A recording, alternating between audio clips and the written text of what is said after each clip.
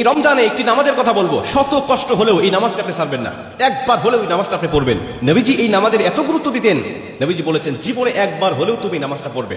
এই হাদিসটি ইবনে মাজাহ শরীফের, তিরমিজি শরীফের এবং আবু দাউদ শরীফের 1297 নম্বর হাদিসের মধ্যে এই হাদিসটা বর্ণনা হয়েছে এই নামাজের কথা। নবীজি তার চাচা আব্বাস রাদিয়াল্লাহু তাআলা আনহুকে ডাক দিয়ে বলেন, চাচা আমি আপনাকে এমন একটি নামাজের কথা বলছি, এই নামাজটা আপনি প্রতিদিন একবার হলেও আপনি আদায় করবেন। চাচা যদি প্রতিদিন সম্ভব না হয় অন্তত সপ্তাহে একবার হলেও আপনি নামাজটা পড়বেন। যদি সপ্তাহে সম্ভব না হয় তাহলে আপনি মাসে অন্তত একবার এই নামাজটা আদায় করবেন। চাচা যদি মাসেও আপনার পক্ষে কষ্টকর হয়ে যায় বছরে একবার পড়বেন, যদি বছরেও না পারেন জীবদ্দশায় অন্তত একবার হলেও নামাজটা পড়বেন। কারণ এই নামাজটা এত পাওয়ারফুল নামাজ, এই নামাজটা আদায় করার কারণে আপনার প্রকাশ্যে অপ্রকাশ্যে যত গুনাহ করেছেন, আপনার ইচ্ছায় অনিচ্ছায় যত গুনাহ করেছেন, আপনার অতীত জীবনে যত গুনাহ করেছেন সব গুনাহ আল্লাহ আপনাকে ক্ষমা করে দিবে। চাচা এই নামাজটার নিয়মটা একটু ব্যতিক্রম। এই নামাজটাকে বলা হয় সালাতুত তাসবিহ। এই নামাজের মধ্যে অতিরিক্ত কিছু তাসবিহ পাঠ করতে হয়। সুবহানাল্লাহ, আলহামদুলিল্লাহ, লা ইলাহা ইল্লাল্লাহ, আল্লাহু আকবার। এই চারটা তাসবিহ একত্রিত করে সুবহানাল্লাহি ওয়াল হামদুলিল্লাহি ওয়া লা ইলাহা ইল্লাল্লাহু আল্লাহু আকবার, এই তাসবিহগুলো, এই বাক্যগুলো এখানে পাঠ করতে হয়। 4 রাকাত বিশিষ্ট এই নামাজ সালাতুত তাসবিহ 4 রাকাত পড়তে হয় এক নিয়তে। 4 রাকাত নামাজে প্রতি রাকাতে 75 বার করে করে মোট 300 বার এই তাসবিহটা পাঠ করতে হয়। সুবহানাল্লাহি ওয়াল হামদুলিল্লাহি ওয়া লা ইলাহা ইল্লাল্লাহু আল্লাহু আকবার, এই তাসবিহটা, এই দোয়াটা 75 বার করে করে প্রতি 4 রাকাতে মোট 300 বার করে আপনি পাঠ করবেন। কি নিয়মে পাঠ করবেন আমি আপনাকে নিয়মটা শেখাচ্ছি। আবু দাউদ শরীফের 1297 নম্বর হাদিসের মধ্যে যে নিয়মটা এসেছে আমি এই নিয়মটা আপনাকে শেখাচ্ছি।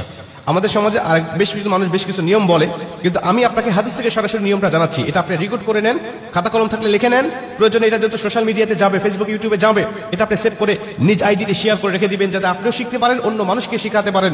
আপনার শেখানোর কারণে কেউ যদি নামাজটা আদায় করতে পারে, ও যে সওয়াবটা অর্জন করবে, সওয়াবের একটা অংশ আল্লাহ আপনার আমলনামায়ও দান করবে। এজন্য এগুলো মানুষের কাছে ছড়িয়ে দিবেন যত সম্ভব হয়। আপনি প্রথমে যখন নামাজটা শুরু করবেন নিয়ত করবেন নফল নামাজের নিয়ত করে অন্যান্য নামাজে যেভাবে সানা পাঠ করি আপনি সেভাবে সানা পড়বেন। অন্যান্য নামাজে যেভাবে সূরা ফাতিহা পড়ি ওভাবে সূরা ফাতিহা পড়বেন। অন্যান্য নামাজে সূরা ফাতিহার পরে যেভাবে সূরা মিলান ওইভাবে সূরা মিলাবেন। সূরা মিলানোর পরে রুকুতে যাওয়ার আগে দাঁড়ানো অবস্থায় আপনি 15 বার এই তাসবিহটা পাঠ করবেন। সুবহানাল্লাহি ওয়াল হামদুলিল্লাহি ওয়া লা ইলাহা ইল্লাল্লাহু আল্লাহু আকবার, এই তাসবিহটা পাঠ করলেন 15 বার। 15 বার পাঠ করার পর আপনি রুকুতে চলে গেলেন। রুকুতে গিয়ে রুকুর যে তাসবিহটা আছে এই তাসবিহটা পাঠ করার পরে সুবহান রাব্বিল আযীম বলার পরে আপনি এই তাসবিহটা আবার পাঠ করবেন 10 বার। সুবহানাল্লাহি ওয়াল হামদুলিল্লাহি ওয়া লা ইলাহা ইল্লাল্লাহু আল্লাহু আকবার, এই 15 বার আর 10 বার 25 বার।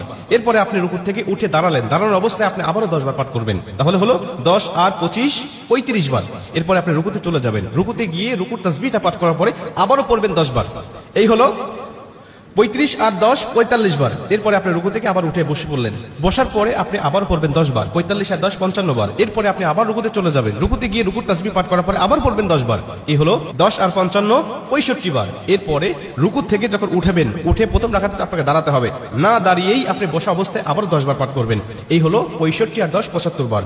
দ্বিতীয় রাকাতে ঠিক একই নিয়মে, তৃতীয় রাকাতে ঠিক একই নিয়মে, চতুর্থ রাকাতেও একই নিয়মে, এই 4 রাকাতে 75 বার করে করে যখন 300 বার পাঠ করে আপনি সালাম ফিরিয়ে নামাজটা শেষ করবেন, সালাতুত তাসবিহ নামাজটা আপনার আদায় হয়ে গেল। এই নামাজ শেষ করে আল্লাহ পাকের কাছে আপনি দোয়া করবেন, যেভাবে ইচ্ছা চাইবেন আল্লাহ পাক আপনার দোয়াটাকে কবুল করে নেবে।